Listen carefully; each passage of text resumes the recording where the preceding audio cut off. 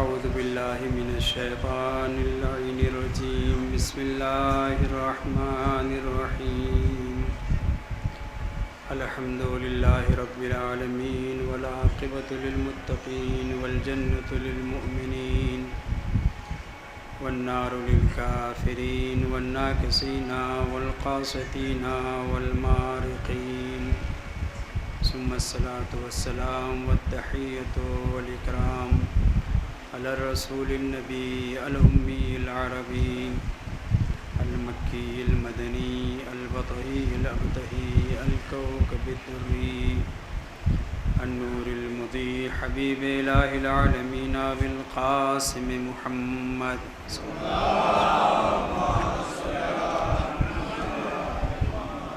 وعلى أهل بيته الطيبين الطاهرين المعصومين المكرمين الكهف الحسين وغياث المستر المستكين وملجأ الهاربين وعصمة المعتصمين الذين أذهب الله عنهم الرجس وطهرهم تطهيرا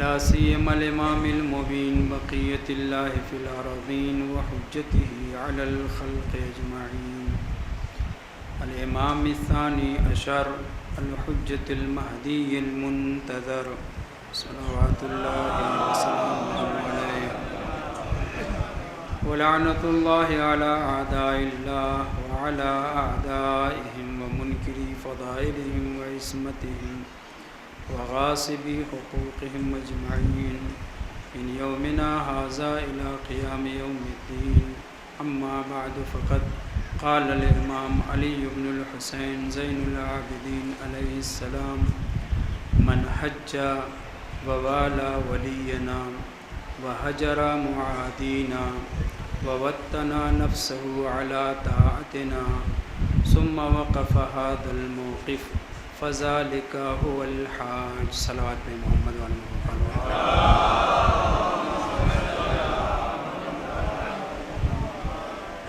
حضرت امام علی بن الحسین زین العابدین سید سجاد علیہ السلام کی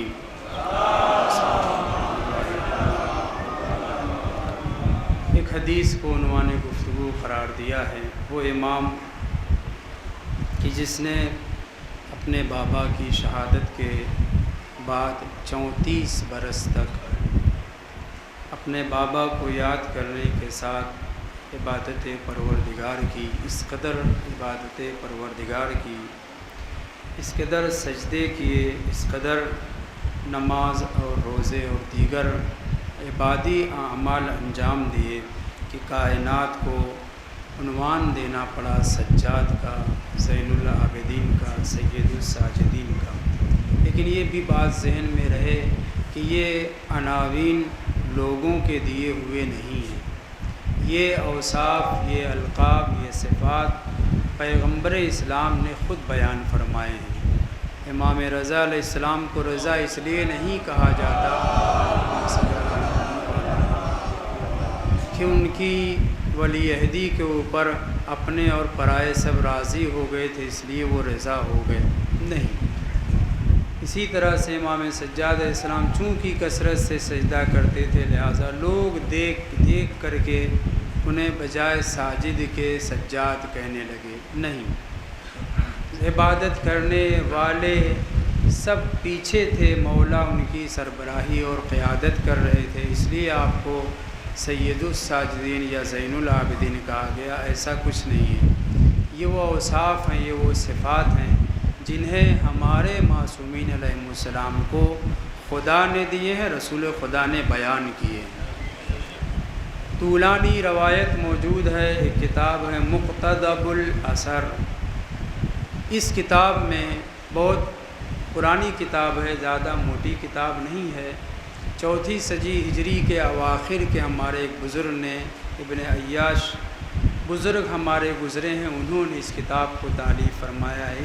اس کتاب میں کئی ایک روایت ایسی موجود ہیں جس میں رسول خدا نے اپنے زمانے میں مولا امام سجاد علیہ السلام کو زین العابدین کہا تھا، سید الساجدین کہا تھا. جب امام کے پدر بزرگوار امام حسین علیہ السلام تو زندہ تھے مگر امام ابھی پیدا نہیں ہوئے تھے۔ اسی طریقے سے انہی روایات میں امام جواد علیہ السلام کو جواد الائمہ، امام عسکری علیہ السلام کو عسکری صرف اس عسکر علاقے میں رہنے کی وجہ سے عسکری نہیں کہا گیا ہے۔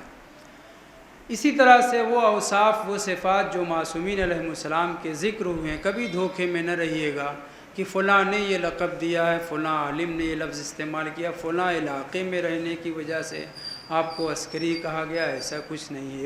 یہ وہ کلمات ہیں جو لسان پیغمبر پر جاری ہوئے ہیں اور حکم خدا سے جاری ہوئے ہیں۔ زین العابدین کا لفظ، یہ خطاب اگر دیکھا جائے تاریخی واقعات کی روشنی میں تو شیطان نے استعمال کیا ہے، پہلے شیطان نے استعمال کیا ہے، پھر اس کے بعد لوگوں نے سن کر کے زین العابدین کہا۔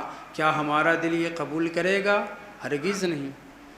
وہ واقعہ آپ کی نگاہوں کے سامنے ہے، آ کر کے انگوٹھے چبا رہا تھا، 1 2 نہیں 10 چھوٹے چھوٹے منہ اور 10 انگلیوں کو چبا رہا تھا۔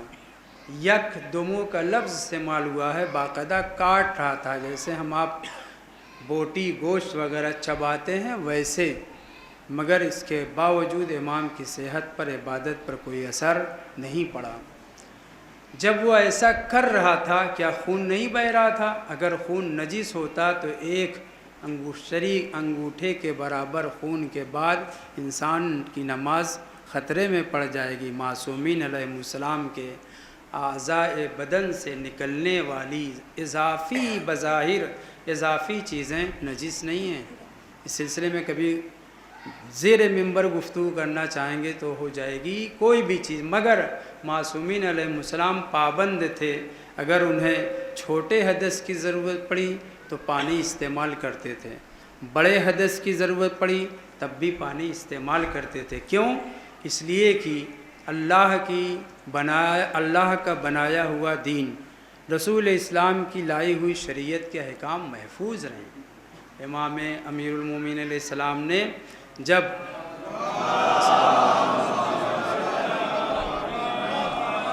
رسول خدا کو غسل میت دینے کے لیے پانی وغیرہ کا انتظام کیا تو ایک صحابی منچلے نے پوچھ لیا، کیا رسول خدا معاذ اللہ روح نکلنے کے بعد ان کا جسم نجس ہو گیا ہے؟ اے امیر المومنین، کیا آپ انہیں غسل دینے کے لیے آمادہ ہو رہے ہیں؟ تو پیغمبر اسلام کے اس جانشین برحق نے یہ فرمایا تھا، انہو امام و طاہر و معصوم حیا و میتا۔ رسول اسلام زندہ ہوں یا اس دنیا سے رخصت ہو جائیں، معصوم تھے، پاک و پاکیزہ تھے، پاک و پاکیزہ ہیں، لیکن پھر بھی غسل میت دیا جائے گا تاکہ پیغمبر کے بتائے ہوئے احکام پر عمل ہوتا رہے۔ تو یہ کیا پتہ چلا کہ رسول خدا ہم جیسے نہیں کہ ہمارے مرنے کے بعد اگر کوئی ہمیں ٹچ کر دے تو اس کے اوپر غسل واجب ہو جائے کہ میت کو تو غسل دینا ہی ہے۔ ایسے ہی معصومین علیہ السلام کو ہماری طرح جب کچھ ضرورتیں پیش آتی تھیں تو وہ پانی استعمال کرتے تھے۔ کیوں؟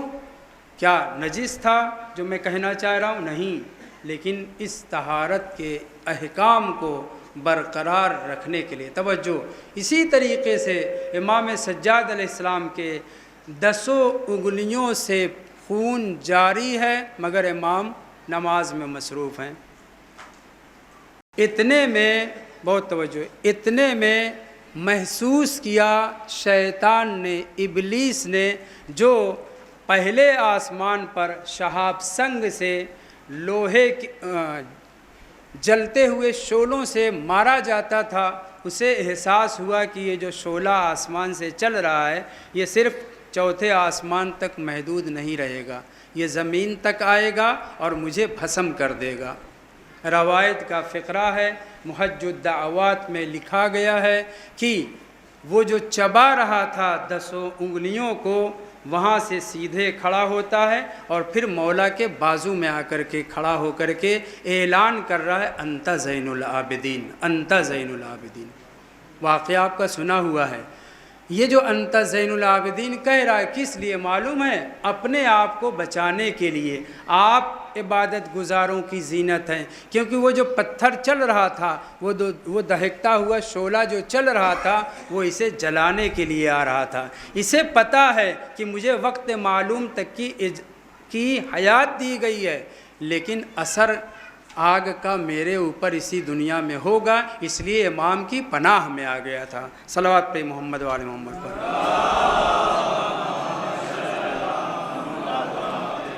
امام سجاد علیہ السلام کے حوالے سے یہ مجلس ہے، تو میں محدود رہوں گا اپنی گفتگو میں انشاءاللہ امام سجاد علیہ السلام کے ہی حوالے سے۔ آپ کے زمانے کا ایک بگڑا ہوا مولوی ابن شہاب زہری، نام سنا ہوگا ضرور آپ نے، بدبخت ہے، اور بھی تھے، ایک ان میں سے ایک یہ بھی تھا جس کی خود کی اپنی 1.5 اینٹ کی مسجد تھی، ماننے والے تھے، چاہنے والے تھے۔ آج بھی روایت موجود ہے، کوئی بھی مقابل میں حق کے کوئی بھی باطل آواز بلند کرے تو اس کے پیچھے لوگ آ ہی جائیں گے۔ یہ دنیا ایسی ہی بنائی گئی ہے، حق کا پرچم اٹھانے والے ممکن ہے اس کے پیچھے کم آئیں، اس کے نیچے کم ہوں، لیکن باطل کا پرچم اٹھانے والے کہ جن کے رنگ اور ملمہ کاری جو ہے حق کی گئی ہو، اس کے نیچے لوگ زیادہ جمع ہو جاتے ہیں۔ جب نیزوں کے اوپر 60,000 نیزوں کے اوپر کہاں سے قرآن آ گیا؟ صفین میں، صفین میدان بہت دور ہے دمشق سے، وہاں سے اتنے قرآن کہاں سے آ گئے؟ قرآن پھاڑ پھاڑ کر کے ایک ایک پنے کو ایک ایک نیزے کے اوپر بلند کیا گیا تھا۔ امام نے کہا ظاہرہ ایمان و باطنہ عدوان، یہ جسے تم قرآن سمجھ رہے ہو نا، یہ ظاہری طور پہ تو ایمان اور قرآن کی بات ہے، اس کا اندر اور باطن عدوان اور ظلم ہے۔ امام معصوم بتلائیں گے کہ یہ قرآن نیزے پہ بلند کیا جا رہا ہے یا باطل کو قرآن کی شکل میں، حق کی شکل میں بلند کیا جا رہا ہے۔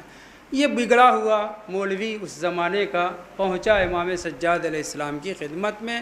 امام بھی تشریف لے گئے حج کرنے کے لیے۔ مقام عرفات میں، مزدلفہ، منی، مختلف جگہ پہ حاجی لوگ بہت زیادہ ہوتے تھے۔ بہت سے واقعات 5ویں امام کے، 6ٹھے امام کے بھی ہیں، میں 4تھے امام کے حوالے سے ذکر کر رہا ہوں۔ ابن شہاب زہری امام کے ساتھ ہے۔ جہاں مجمع سب سے زیادہ حاجیوں کا اکٹھا تھا، وہاں امام نے اس سے پوچھ لیا بتلاؤ کتنے حاجی ہیں؟ اس وقت حج کرنے کے لیے مکہ میں اللہ کے گھر کی زیارت کرنے کے لیے دور دراز اس زمانے میں گھوڑے، کھچر، اونٹ وغیرہ سے زحمتیں برداشت کر کے حبشہ، افریقہ، دوسرے علاقوں سے جہاں جہاں مسلمان آباد تھے، زیارت خدا، خانہ خدا کرنے کے لیے، حج کرنے کے لیے جاتے تھے۔ کیوں؟ اس لیے کہ اللہ کا گھر بہت پیارا تھا، بیت الہی پیارا تھا، اہل بیت سے آشنائی نہیں تھی، مگر ایسے لوگ، ایسے مسلمان جو دور دراز علاقوں میں پروپیگنڈے کا میں نے بتایا کہ اثر ہوتا ہے، اہل بیت طاہرین علیہم السلام کو ایسا پہچنوایا گیا تھا، منفی پروپیگنڈا ایسا کیا گیا تھا کہ لوگ جانتے ہی نہیں تھے اہل بیت طاہرین علیہم السلام کو، 4تھے امام کے بھی زمانے میں، 5ویں امام کے بھی زمانے میں، بعد کے زمانے میں، کچھ مخلصین کے علاوہ۔ ابن شہاب زہری ساتھ میں ہے۔ حاجیوں کا مجمع، امام نے پوچھ لیا تمہاری نظر میں کتنے لوگ حاجی ہوں گے؟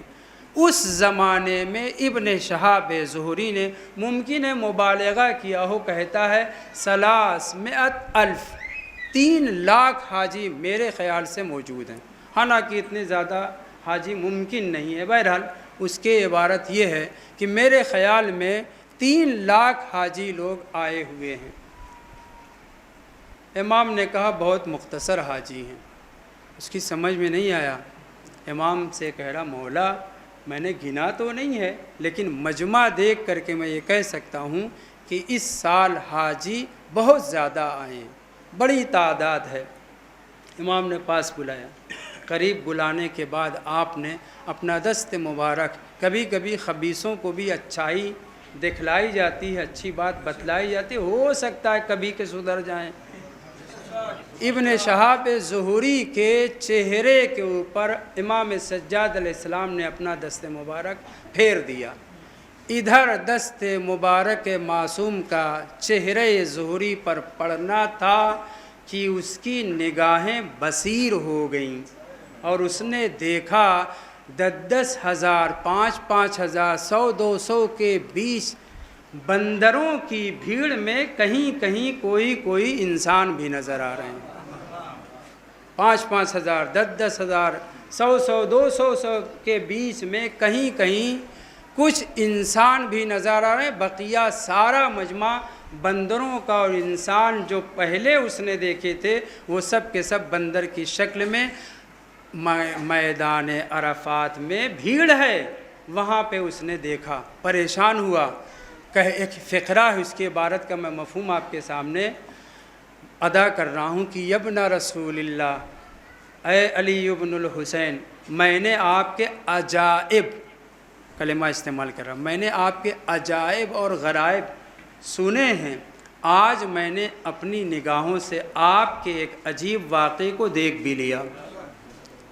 کیا؟ مولا نے صرف اپنا دست مبارک اس کے چہرے پہ پھیرا تھا اور وہ دیکھ رہا ہے کہ اتنے بڑے مجمع میں کہیں اکا دکا لوگ نظر آ رہے ہیں۔ امام نے کہا بس تھوڑا سا اور قریب آؤ، پھر دوبارہ امام کے پاس پہنچا۔ اب کی بار امام نے اپنا بایاں ہاتھ اس کے چہرے پر پھیرا تو اب وہ دیکھ رہا ہے کہ وہ جو سارے بندر تھے اب بندر نہیں رہے، سب کے سب کتے ہو گئے ہیں، اور ان کتوں کے بیچ میں مسلمان ہیں، کلمہ شہادتین زبان پر جاری کرنے والے ہیں، مگر امام سجاد علیہ السلام واقعیت اور حقیقت سے آشنا کر رہے ہیں۔ ابن شہاب ظہری کے چہرے پر دوبارہ جب امام نے اپنا دست مبارک پھیرا اور اس نے دیکھا کہ پورے ٹولے اور ٹیم کے بیچ میں کہیں کوئی انسان نظر آ رہا ہے تو وہ گھبرا گیا اور وہ کہتا ہے اے سید سجاد، اے زین العابدین، اے علی ابن الحسین، اے فرزند رسول خدا، میرے ماں باپ آپ کے اوپر قربان ہو جائیں۔ اب لہجہ بدل گیا، اب میرے ماں باپ آپ کے اوپر قربان ہو جائیں، میں آپ کے کرامات اور معجزات کو دیکھ رہا ہوں۔ امام نے کہا سن، اب پہلی مرتبہ تو امام نے اپنا دست مبارک داہنا والا استعمال کیا تھا، دوسری مرتبہ بایاں والا استعمال کیا تھا، اب نوبت پیر کی تھی۔ تو امام نے کہا سن، اگر تو اپنی اصلی حالت پر آنا چاہ رہا ہے نا تو اپنا ہاتھ اپنے منہ پر پھیر لے۔ امام نے یہ پسند نہیں کیا کہ اسے اپنی طبیعی حالت میں لانے کے لیے اپنا دست مبارک استعمال کریں۔ صلوات پڑھیں محمد وعلی محمد پر۔ اس نے اپنا ہاتھ پھیرا اور اپنی اصلی حالت میں اور جیسے مجمع دیکھ رہا تھا ویسے دیکھ رہا ہے، اور اس کے بعد امام ایک قسم کا اس کو خطرہ محسوس ہو رہا ہے، اس لیے فرزند رسول خدا، میرے ماں باپ آپ کے اوپر قربان ہو جائیں وغیرہ وغیرہ الفاظ استعمال کر رہا ہے۔ امام نے قریب بلانے کے بعد یہی فقرہ اپنی زبان اقدس پر جاری کرتے ہوئے فرمایا جسے میں نے عنوان گفتگو قرار دیا ہے۔ امام نے فرمایا اے ظہری سن، من حجہ، جو بھی حج کرنے کے لیے جائے، جس علاقے سے دور دراز کہیں سے بھی آئے، مگر اس کے اندر 3 صفتیں پائی جاتی ہوں تو وہی حاجی ہے۔ پہلا فقرہ، من حجہ ووالا اولیاءنا والا موالینا، پہلی شرط حج کرنے کے لیے جائے، ہم اہل بیت کو تو اسے ماننا ہی ہے ورنہ اس کا حج قبول ہی نہیں ہے، حج نہیں ہے، چکر ہے قسمت کا۔ امام جو لفظ استعمال کر رہے ہیں اس کے اوپر توجہ فرمائیں، من حجہ ووالا موالینا، جو حج کو جائے اور ہمارے چاہنے والوں سے محبت کرتا ہو۔ ہم سے محبت تو بغیر اس کے کوئی کسی کا بیڑا پار ہی نہیں ہے۔ امام کے فقرے سنیے، امام سجاد علیہ السلام کے، ووالا موالینا، اور وہ ہمارے چاہنے والوں، ہمارے ماننے والوں سے محبت کرتا ہو۔ ان سے بھی الفت رکھتا ہو، ان سے بھی مانوس ہو، شیعوں کو، چاہنے والوں کو، ہمارے مومنین کو رافضی اور کافر نہ سمجھتا ہو، بلکہ کیا والا موالینا، ہمارے چاہنے والوں سے محبت کرتا ہو۔ توجہ، دوسرا فقرہ، وَحَجَرَ مُعَادِينَ، اور جو لوگ ہم سے دشمنی کرتے ہیں، جو ہمارے دشمن ہیں، ان سے تال میل نہ کرے۔ اتحاد کے نام پہ اتحاد معصومین بھی چاہتے ہیں، علماء کرام بھی چاہتے ہیں، بزرگان بھی اتحاد کے قائل ہیں، لا شک ولا ریب، اس میں کوئی شک و شبہ نہیں۔ بہت توجہ چاہتا ہوں، فقرے پہ توجہ کریں۔ وَحَجَرَ مُعَادِينَ، اور جو ہم سے عداوت رکھتے ہیں، جو ہم سے دشمنی رکھتے ہیں، ان سے نہ صرف یہ کہ تال میل نہ رکھے، نہ صرف یہ کہ ان سے اتحاد کا پرچم بلند نہ کرے، ہجران اردو میں بھی استعمال ہے۔ حجرا معادینا، ہم سے عداوت رکھنے والوں سے، ہم سے دشمنی کرنے والوں سے کوئی رشتہ اور رابطہ نہ رکھے۔ صرف رشتہ اور رابطہ نہیں، ہجران، دوری بنائے رکھے۔ برات اسی صورت میں ہے، انسان جب دوری بنائے رکھے۔ ایک مرتبہ دوری دل سے ہوتی ہے، ایک مرتبہ دوری جسم اور اعضاء سے بھی ہوتی ہے۔ امام نے مطلق لفظ استعمال کیا ہے، اگر ہمارے دشمن ہیں تو صرف ہمارے دوستوں سے محبت کافی نہیں ہے، ہم سے محبت کافی نہیں ہے، ہمارے دوستوں سے بھی محبت کافی نہیں ہے۔ میں نہیں کہہ رہا ہوں، امام سجاد کے فقرے ہیں، وَحَجَرَ مُعَادِينَ، ہم سے دشمنی رکھنے والے، ہم سے عداوت رکھنے والوں کو چھوڑ دے، ان سے دوری بنائے رکھے۔ عشق کے مقابل میں ہجران، ہجران کے مقابل میں عشق آتا ہے۔ عشق یعنی محبت کی انتہا، ہجران یعنی دوری، جدائی، ملاقات ہی نہیں ہو رہی ہے۔ ایسا اگر ہو، تیسرا فقرہ، وَوَتَّنَا نَفْسَهُ عَلَىٰ طَاعَتِنَا، اور اپنے نفس کو اس نے ہمارے احکام، ہمارے دساتیر کے اوپر اطاعت کرنے کے لیے، ان کے اوپر عمل پیرا ہونے کے لیے اپنے نفس کو آمادہ رکھے۔ تیسری شرط کیا ہے؟ وَوَتَّنَا، اور آمادہ رکھے، وطن بنا لے اپنے نفس کو، کس لیے؟ عَلَىٰ طَاعَتِنَا، ہماری اطاعت میں۔ ہم نہ جانے کتنے احکام شریعت نہیں جانتے، مگر یہ مانتے ہیں کہ قرآن میں بہت سے احکام ہیں جن کو ہم نہیں جانتے، روایات میں، احادیث معصومین میں بہت سے احکام ہیں جنہیں ہمیں خبر نہیں ہے، لیکن چونکہ معصوم اماموں نے فرمایا ہے ہم انہیں مانتے ہیں۔ پتہ چل جائے گا، قدرت و توانائی ہوگی تو عمل بھی کریں گے، یہ ہماری نیت ہوتی ہے۔ امام کہہ رہے ہیں، چوتھے امام فرما رہے ہیں، من حجہ، حج کرنے کے ساتھ 3 شرطیں ہیں۔ پہلی شرط، ہمارے چاہنے والوں سے بھی محبت کرے۔ دوسری شرط، ہم سے دشمنی کرنے والوں سے بھی ترک تعلق کرے، رابطہ برقرار نہ رکھے، دور دور رہے۔ تیسری شرط، اپنے نفس کو ہماری اطاعت پر آمادہ رکھے، جب بھی کوئی ہمارا حکم اس تک پہنچے سر تسلیم خم کر دے۔ عمل کرنے کی طاقت رکھتا ہے تو کرے، عمل کرنے کی طاقت نہیں رکھتا تو جب استطاعت ہو اس کے مطابق عمل کرے۔ ان 3 شرطوں کے بعد امام فرماتے ہیں، اب اگر کوئی حاجی حج کرنے کے لیے چاہے جتنے دور دراز علاقے سے آیا ہے، فَوَقَفَ فِي هَذَا الْمَوْقِفِ، ان مواقف، ان ٹھہرنے کی جگہوں پر آ کر کے ٹھہرے، عبادتیں کرے، نمازیں پڑھے، سعی صفا و مروہ کرے، طواف خانہ کعبہ کرے، منی میں قربانی وغیرہ دے، یہ سب کرے گا۔ ان سب کے 3 شرطوں کے بعد فَذَلِكَ هُوَ الْحَاجُ، بس وہی حاجی ہے۔ یہ جو مکہ سے واپس آتے ہیں نا، یہ بندر و کتے واپس آتے ہیں، بس اہل بیت کے چاہنے والے حاجی بن کر کے آتے ہیں۔ صلوات پڑھیں محمد و آل محمد پر۔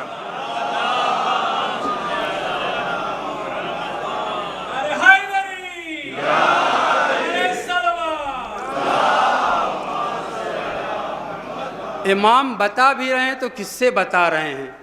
جو خود ٹھیکیدار ہے کچھ مسلمانوں کا، اس سے یہ کہہ رہے ہیں۔ اور آخری فقرہ والباقون علی ما قد رأیتہم، اور دوسرے جو لوگ حج کر کے زحمتیں اٹھا کر کے پیسے خرچ کر کے ویزا ٹکٹ ایسے ویسی نہ جانے کتنے پاپڑ بیلنے کے بعد، اب تو 7 لاکھ خرچ کرنے کے بعد واپس آتے ہیں، وہ حاجی بن کر کے نہیں آتے، حاجی کے وزن پہ اپنے یہاں جو لفظ استعمال بند ہوتا ہے وہ بن کر کے آتے ہیں۔ صلوات پڑھیں محمد وآل محمد پر۔ امام سجاد علیہ السلام نے کہا من حجہ، پہلی شرط ووالا موالینا، ہمارے چاہنے والوں کو بھی ان سے بھی محبت رکھتا ہو، وحجر معادینا، ہمارے دشمنوں سے رابطہ نہ رکھے، تال میل نہ رکھے۔ اتحاد کا مخالف میں نہیں ہوں، معصومین بھی اتحاد کے علم بردار تھے، ہمارے بزرگان بھی۔ گفتگو ہو رہی ہے جو اہل بیت سے دشمنی کرتے ہیں ان کے بارے میں، اہل بیت سے دشمنی کرنے والوں سے رابطہ بھی برقرار نہ رکھے۔ تیسری شرط اپنے نفس کو ہماری اطاعت پہ آمادہ رکھے، اگر یہ 3 کام کرتا ہے تو حج سے واپس آنے کے بعد وہ حاجی ہے۔ اب ابن شہاب زہری سے امام فرماتے ہیں والباقون، اور جو خوب پیسے خرچ کر کے دھکے کھا کے قسمت کا چکر کھا کر کے واپس آ رہے ہیں نا، والباقون علی من قد رأیتہم، بالکل وہی ہیں جو تم نے ابھی دیکھا، جیسے تم نے ابھی دیکھا۔ امام نے بھی لفظ دوبارہ استعمال نہیں کیا تو میں کیوں استعمال کروں، فرماتے ہیں جیسا تم نے ابھی دیکھا، اپنی نگاہوں کے بصیر ہو جانے کے بعد بقیہ حج کر کے آنے والے قسمت کا چکر کھا کر کے ٹھوکر کھا کر کے پیسہ پھینک کر کے آ رہے ہیں، اہل بیت کے چاہنے والوں کا بس حج ہوتا ہے، اس کے علاوہ کسی کا نہیں۔ یہی امام سجاد آگے ارشاد فرماتے ہیں، روایت آپ نے علماء و ذاکرین و خطبہ و بزرگوں سے برابر سنی ہوگی کہ اگر کسی کو خداوند متعال حضرت نوح کی عمر عطا کر دے، کون سی عمر؟ 950 سال، یہ 950 سال تبلیغی زندگی تھی، ورنہ 2500 سال حضرت نوح اس دنیا میں رہے ہیں۔ 950 سال کی اسے تبلیغی زندگی نبی نوح جیسی عطا کر دے، اور وہ رات دن حجر اسود اور حتیم، حجر اسود اور حتیم کے بیچ سے ایسے یہاں پر ایک ٹرنگل بنتا ہے، تربھج بنتا ہے، وہ علاقہ روئے زمین مکہ پر، محدود کر رہا ہوں مکہ میں، روئے زمین مکہ پر اس سے مقدس، اس سے مقرب جگہ کوئی نہیں ہے۔ امام سجاد علیہ السلام فرماتے ہیں کسی کو 9.5 سال کی حکومت مل جائے اور زندگی مل جائے، اور وہ اس مقام پر جو مکہ میں سب سے اہم جگہ، مقدس جگہ، پاکیزہ جگہ ہے، یہاں پر آ کر کے وہ رات دن عبادت کرے، رات بھر سجدے پہ سجدے، نماز پہ نماز پڑھتا رہے، کوئی دن روزے سے خالی نہ ہو، وَسَارَ ظَهْرُهُ كَالشَّنِّ الْبَالِي، اور وہ اس قدر عبادت کرنے کے بعد اس کی پیٹھ پھٹی پرانی مشق کی طرح سے خراب ہو جائے، اس کے باوجود وہ عبادت کرتا رہے، اور یہاں تک کہ اسے مظلوم وہاں پر ذبح کر دیا جائے، اس مقام پر، اس پاکیزہ جگہ پر، سب سے زیادہ مقدس جگہ پر، خانہ کعبہ کے پاس ذبح کر دیا جائے، ولم یوالنا، لیکن وہ ہمارا آشنا نہ ہو، ہمارا ماننے والا نہ ہو، ہمارا چاہنے والا نہ ہو، پوری عمر عبادت کرتا رہے، سجدے پہ سجدے کرتا رہے، رات بھر نماز پڑھ رہا ہے، دن بھر روزے رکھ رہا ہے، تلاوت قرآن کر رہا ہے، اور بڑی مظلومی کے ساتھ مارا جا رہا ہے، لیکن اگر وہ ہمارا چاہنے والا نہیں ہے تو قتل ہونے کے بعد بھی اقبہ اللہ من خیرہ فی النار، اسے منہ کے بل خداوند متعال جہنم میں جھونک دے گا۔ صلوات پڑھیں محمد وآل محمد پر۔ عبادتیں قبول ہیں مگر اہل بیت سے آشنا لوگوں کی، اہل بیت طاہرین کو چاہنے والوں کی۔ ایسا بھی موقع رہا ہے امام سجاد علیہ السلام کے حوالے سے، صلی اللہ علیہ محمد وآل محمد پر۔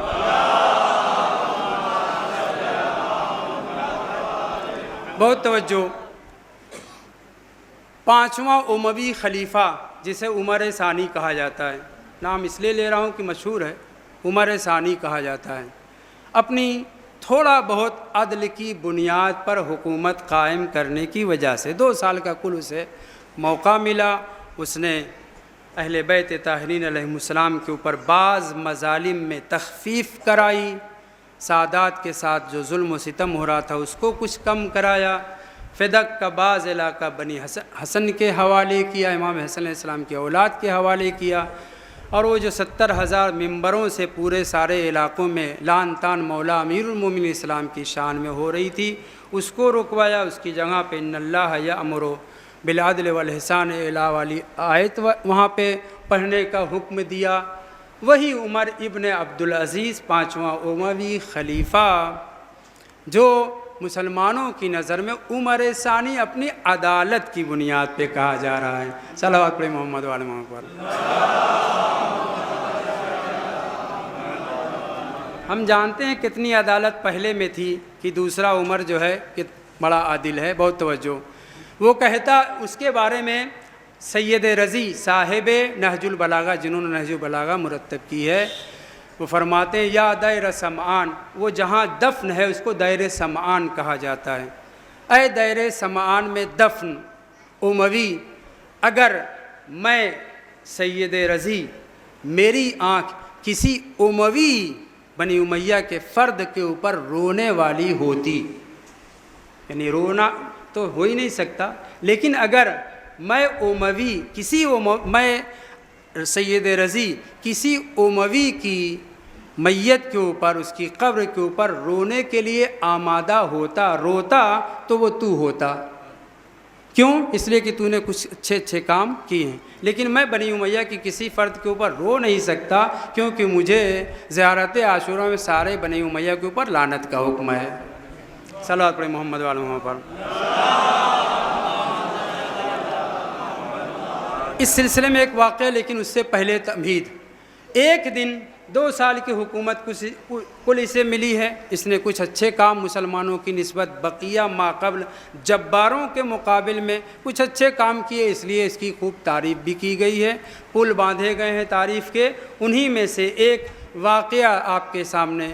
ایک دن دربار میں بہت سے لوگ جمع تھے. مدینہ آیا ہوا تھا یا مکہ حج کے لیے آیا تھا. امام زین العابدین علیہ السلام بھی حاضر تھے، امام بھی تشریف لائے تھے. امام موجود ہیں. کچھ دیر امام تھے، اس نے بہت احترام کیا. امام اس کے بعد رخصت ہوئے اپنے گھر کی طرف.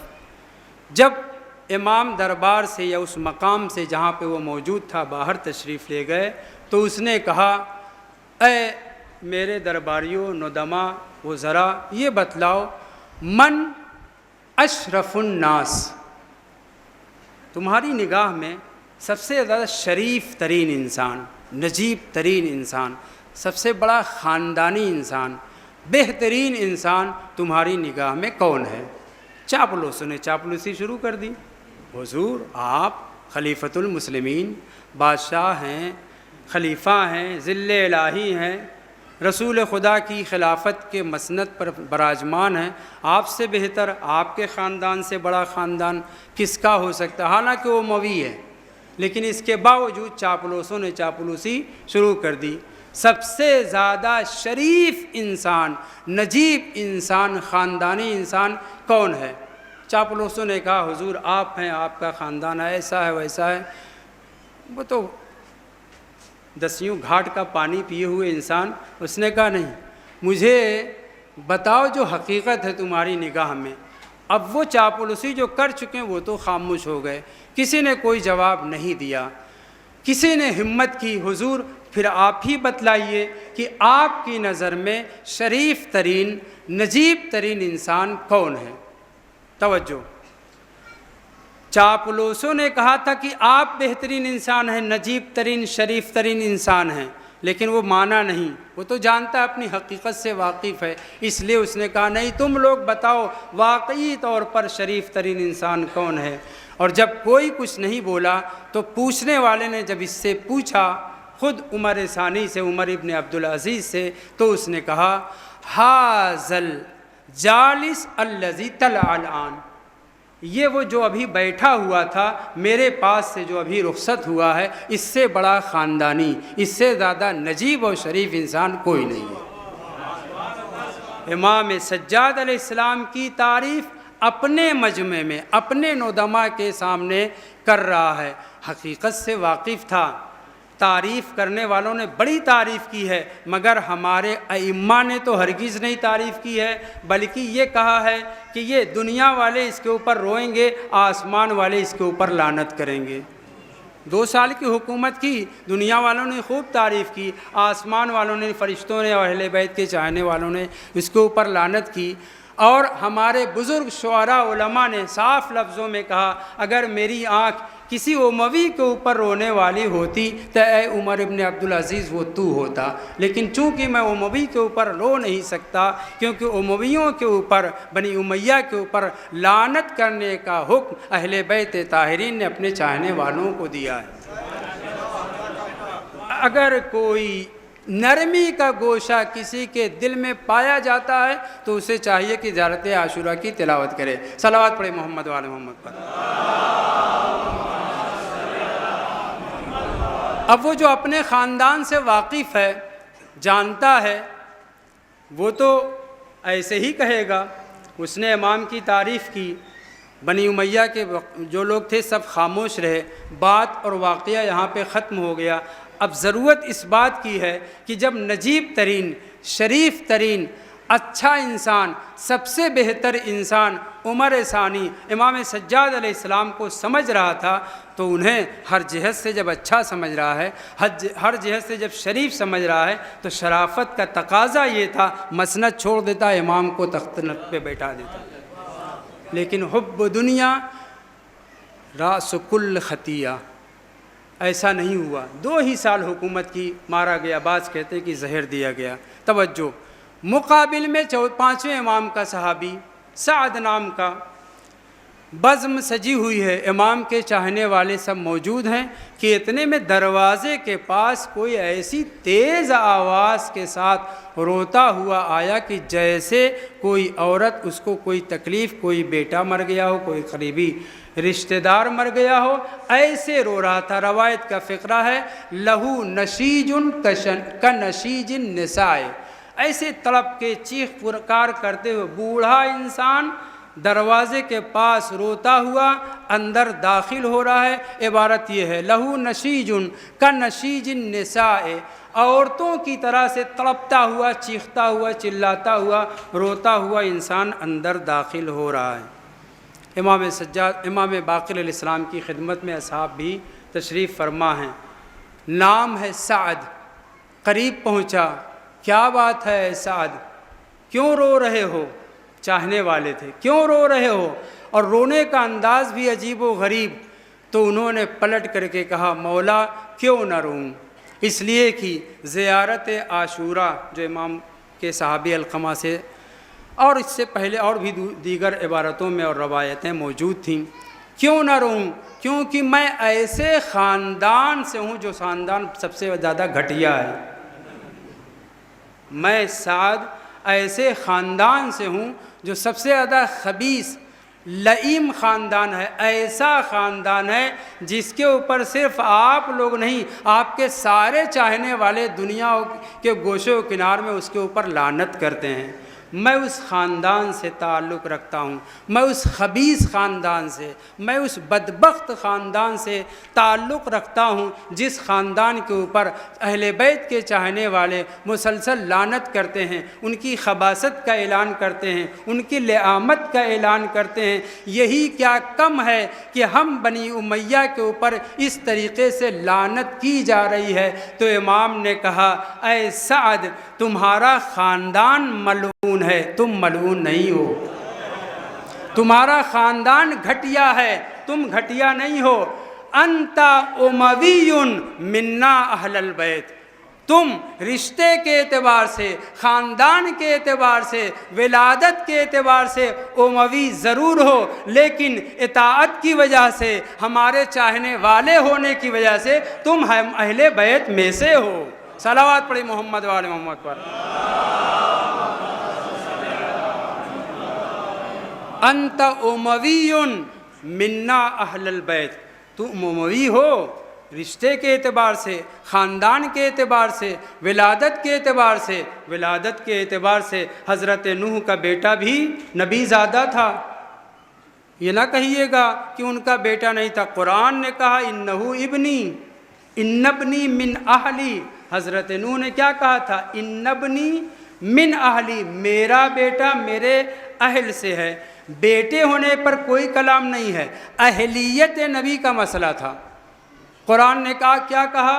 لا تخاطبنی فی الذین ظلموا، جنہوں نے ظلم کیا ان کے سلسلے میں آپ مجھ سے گفتگو ہی نہ کریے۔ یہ آپ کا بیٹا، اس کا عمل غیر صالح ہے، آپ کے اتباع کرنے والے آپ کے اہل میں ہیں۔ اور قرآن مجید کے سورے میں آپ برابر پڑھتے ہیں کہ حضرت ابراہیم نے اعلان کیا فمن تبعنی فإنہ منی، جو میرا اتباع کر رہا ہے بس وہ مجھ سے ہے۔ اس کا مطلب یہ ہے کہ اصل اہلیت کا تعلق اطاعت سے ہے۔ جو جس کا مطیع ہوتا ہے اس کے خاندان سے اس کا تعلق ہوتا ہے۔ ہم اہل بیت طاہرین کے چاہنے والے، ماننے والے، ان کے دستور پر عمل کرنے والے ہیں، تو صرف سلمان منا اہل البیت نہیں، صرف سعد الخیر منا اہل البیت نہیں، ہر ایک چاہنے والا اہل بیت کا اہل بیت سے ہے۔ صلوات پڑھی محمد و آل محمد پر۔ میں وہ کلمات نہیں استعمال کر سکتا جو مخصوص ہیں حسین منی و انا من الحسین، وہ الگ مرتبہ ہے، لیکن اتباع کے اعتبار سے، پیروی کے اعتبار سے امام سجاد علیہ السلام نے بھی، امام باقر علیہ السلام نے بھی یہ آگاہ کر دیا، واضح کر دیا، اے سعد رونے کی ضرورت نہیں ہے، تڑپنے کی ضرورت نہیں ہے، فریاد کرنے کی ضرورت نہیں ہے، چونکہ تم ہمارے چاہنے والے ہو، ہمارے دستور کے اوپر عمل کرنے والے ہو۔ انت اموی، ولادت کے اعتبار سے، نسب کے اعتبار سے بھلے ہی تم اموی ہو، لیکن تم ہم اہل بیت میں سے ہو۔ ہم اہل بیت کے اوپر خدا اور ملائکہ کا درود ہوتا ہے، مومنین کے درود ہوتے ہیں۔ ہمارے دشمنوں کے اوپر اللہ کی لعنت ہوتی ہے، فرشتوں کی لعنت ہوتی ہے، مومنین کی لعنت ہوتی ہے۔ تم شجرے کے اعتبار سے ہوا کرو، لیکن عمل و کردار کے اعتبار سے تم ہمارے ہو، تمہارے اوپر لعنت نہیں بلکہ درود و سلام ہوتا ہے۔ صلوات پڑھی محمد و آل محمد پر۔ امام سجاد علیہ السلام نے واضح کر دیا اور امام باقر علیہ السلام نے واضح کر دیا کہ اہل بیت کے چاہنے والے بھلے ہی رشتے اور نسب کے اعتبار سے مختلف خاندان اور قبیلے کے ہوں۔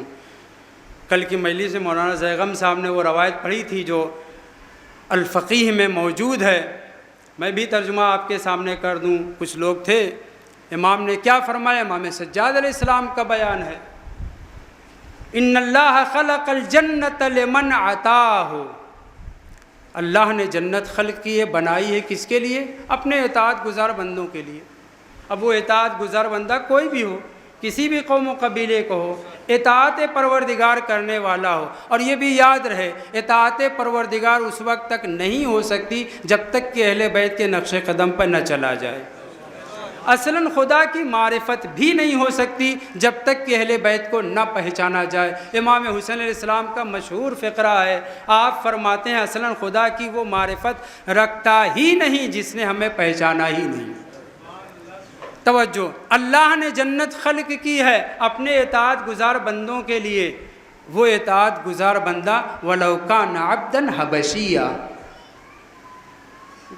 سیاہ فام ہو، کسی بھی علاقے کا ہو، شکل و صورت کے اعتبار سے چاہے جتنا گیا گزرا ہو، اگر اہل بیت طاہرین کا چاہنے والا ہوتے ہوئے اللہ کا مطیع ہے وہ جنتی ہے۔ مقابل میں وَإِنَّ اللَّهَ خَلَقَ النَّارَ لِمَنْ عَصَاهُ، اور اللہ نے جہنم بنائی ہے اپنے نافرمان بندوں کے لیے جو اس کی نافرمانی کرتے ہیں۔ جو اس کی باتوں کو نہیں سنتے، جو اس کے دستور پر عمل نہیں کرتے، یہ ذہن میں رہے کہ ہم سب کے سب جنتی ہیں۔ میں پہلے کی مجلس میں بیان کر چکا ہوں، اہل بیت طاہرین کے چاہنے والوں کے لیے روایات سے، آیات سے، واقعات سے ثابت ہے، مگر اس چیز کو بھی مد نظر رکھنا ہے کہ اللہ عادل بھی ہے، اور اس نے دستور قرآن میں جتنے دستور رکھے ہیں وہ ہم آپ کے لیے ہی رکھے ہیں۔ معصومین علیہ السلام نے جو احکام بیان کیے ہیں وہ ہم آپ ہی کے لیے بیان کیے ہیں، عمل کرنا بھی ہے۔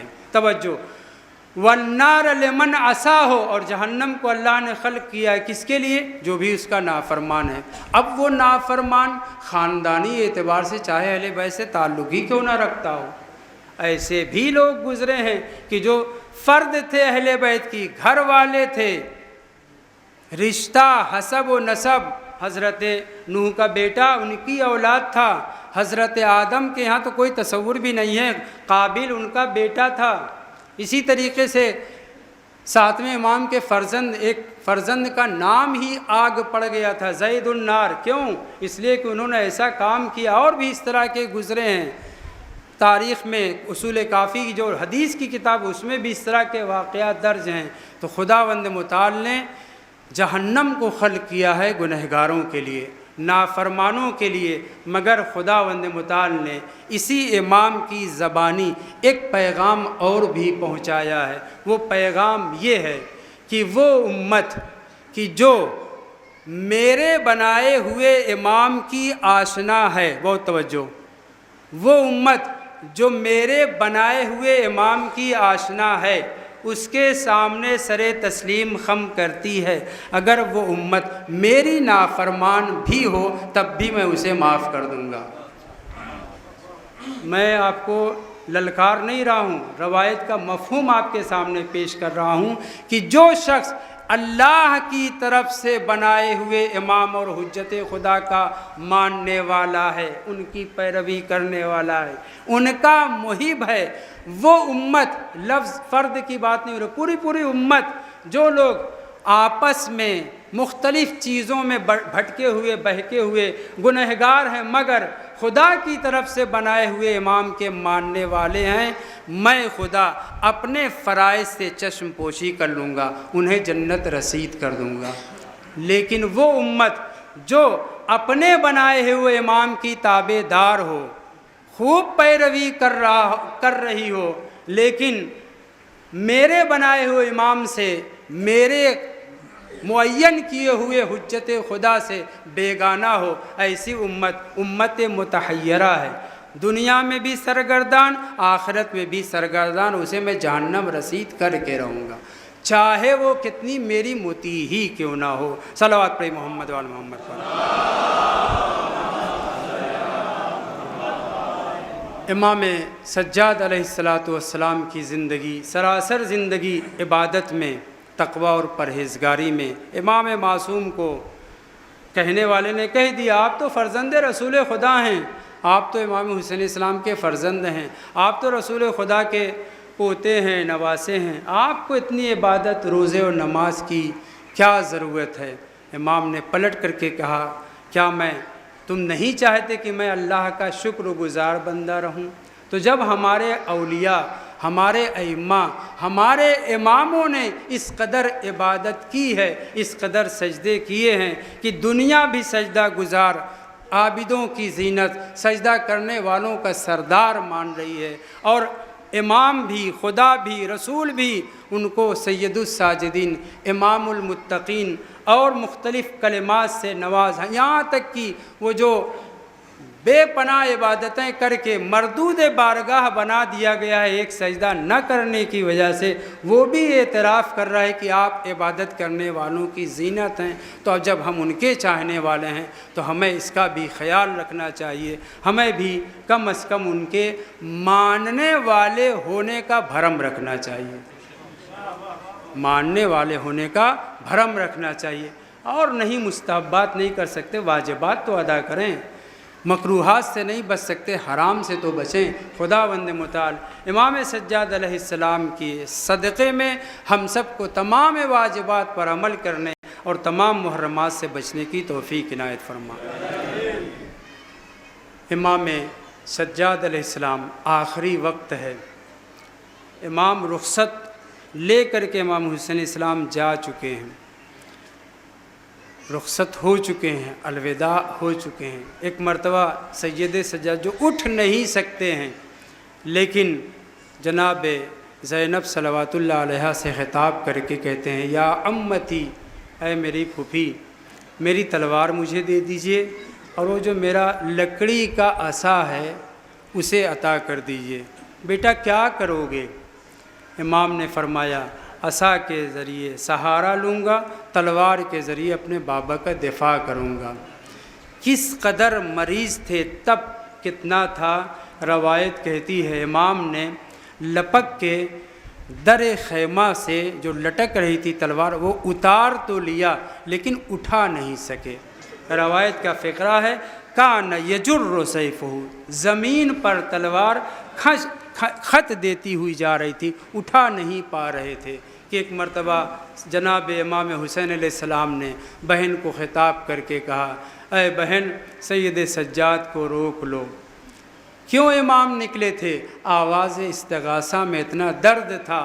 یہ تو اہل بیت طاہرین ہیں، وہ تو جناب علی اصغر تھے، ان کا رد عمل آسمان میں فرشتوں میں بھی کوہرام اور تلاطم برپا ہو گیا تھا۔ عزیزو، دو ایک باتیں جلدی ختم کرنا چاہتا ہوں، آپ حضرات کی زحمت اور رحمت۔ برابر یہ پڑھا جاتا ہے کہ 11 محرم کو جب یہ قافلہ کربلا سے نکلنے لگا تو جناب زینب نے یہ فرمائش کی کہ ہمیں ہمارے شہداء کے پاس سے لے جایا جائے تاکہ ہم آخری دیدار کر لیں۔ یہ برابر پڑھا جاتا ہے، مگر میں نے جس کتاب میں پڑھا ہے اس عبارت کو میں آپ کے سامنے پڑھنا چاہتا ہوں۔ جب سب شہید ہو گئے اور اس کے بعد یزید کے طرف سے، عمر سعد کی طرف سے یہ حکم ہوا، جس کا ہو عزیز ہماری سپاہ سے لے جائے اس کی لاش کو وہ قتل گاہ سے، تو حضرت حر کا لاشا اٹھا لیا گیا۔ حضرت مسلم ابن اوسجہ اسدی تھے، ان کے بھی لاشیں کو اٹھا لیا گیا۔ حضرت حبیب ابن مظاہر اسدی تھے، ان کے بھی لاشیں کو اٹھا لیا گیا۔ روایت کہتی حضرت علی اکبر کی ماں کا خاندان، وہ لوگ بھی حضرت علی اکبر کی لاشیں کو اٹھا لے گئے، اور اسی طریقے سے جن کے رشتہ دار تھے اپنے لاشوں کو اٹھا لے گئے نا، مگر حامی ہوا نہ کوئی شہ مشرقین کا، جلتی زمیں پہ رہ گیا لاشا حسین کا۔ جو امام حسین علیہ السلام کے ساتھ بعض جن کا کوئی پرسان حال نہیں تھا، صرف امام حسین علیہ السلام نہیں، وہ شہداء بھی، ان کے اوپر بھی گھوڑے دوڑائے گئے۔ توجہ چاہتا ہوں، اس گھوڑے کے دوڑانے سے پہلے عمر سعد نے ایک حکم دیا تھا، ایھا الجن اسلبوا اجسام الشہداء البسۃ الشہداء، اے میری فوج والو، جاؤ دیکھو لاشوں کے اوپر جو بھی لباس ہو، جو بھی چیز ہو، زرہ ہو، اسلحہ ہو، تلوار ہو، ان سب کو لوٹ لو۔ روایت کہتی ہے لشکر چلا، خیمے میں آگ لگائی جا چکی ہے، شہداء کے جو لاشیں اکٹھا کیے گئے تھے، جن کے لے جانے والے تھے رشتہ دار لے گئے، بقیہ جتنے لاشیں بچے ہوئے تھے، ایک کے جسم پہ بھی ایک لباس نہیں بچا تھا۔ اور اس کے بعد جب گھوڑے دوڑائے گئے ہیں نا، تو کیا لاشوں کی حالت ہوئی ہے۔ روایت کا فقرہ ہے، جناب زینب نے اور جناب سید سجاد نے یہ فرمائش نہیں کی تھی 11 محرم کو کہ ہمیں شہداء کے پاس سے لے جایا جائے۔ اہل بیت اتنے غیور تھے کہ اپنے شہیدوں کو بھی بے لباس نہیں دیکھنا چاہ رہے تھے۔ روایت کہتی ہے جاؤ بالنساء عنادن، خود ظالمین اہل بیت کو ان کے لاشوں کی طرف سے اس لیے لے کر کے گئے تھے تاکہ زینب ام کلثوم کو اور زیادہ تکلیف ہو۔ سید سجاد کو اپنے بابا کے ٹکڑے ٹکڑے لاشے کو دیکھ کر کے اور تکلیف ہو، اس لیے جناب زینب نے فرمائش نہیں کی تھی، سید سجاد نے فرمائش نہیں کی تھی۔ یہ غیرت دان اہل بیت ایسی حالت میں اپنے شہداء کو دیکھنا نہیں چاہ رہے تھے، ظالمین چاہ رہے تھے انہیں اور دکھ ہو، انہیں اور درد ہو، انہیں اور رنج ہو، اس لیے عورتوں کو بچوں کو کھینچتے ہوئے شہداء کے پاس سے لے جا رہے تھے۔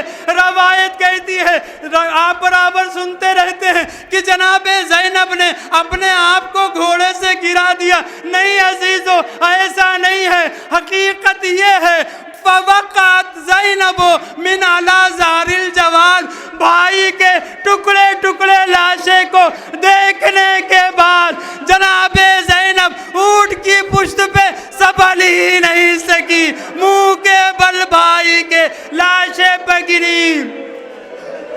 اس موقع پر جناب زینب کی نگاہ سید سجاد کے چہرے پر پڑی، کیا دیکھا؟ جوان بیٹا اس دنیا سے رخصت ہونے والا ہے۔